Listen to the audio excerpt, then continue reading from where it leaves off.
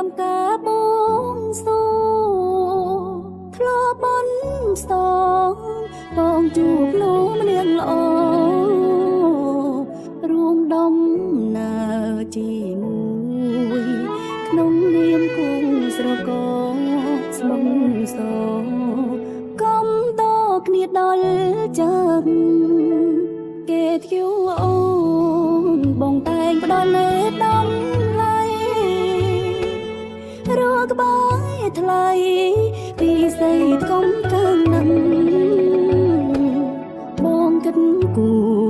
រាំងសាអូនដូចព្រែនាងម្ចាស់កំក្ដៅខ្លាំងណាស់បានបងធ្នងងងថែចាមេបងអូនអើអ្វីអាចប្រៀបស្មើបងទៅតួមានមួយសំពើក៏មិនដល់ដែរនៃសុខសា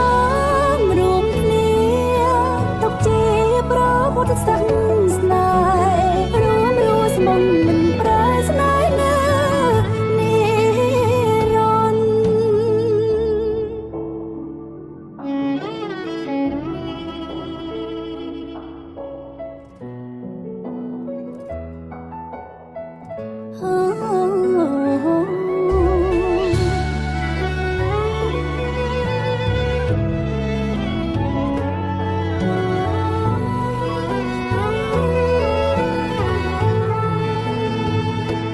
ត្រង់ឆោងឆាយជីបកាយសំណាងនៃអូកាបេងដងសុំថែចោក្នុងដី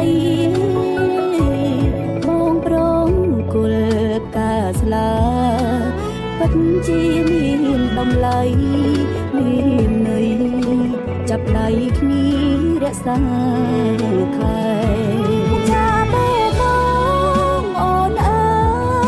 អ្វីអាចប្រៀបស្មើបងទៅតួមានមួយសំពើក៏មិនដល់ដែរនៃសុខសាន្តរួមគ្នាទុកជាប្រពុទ្ធសាសនា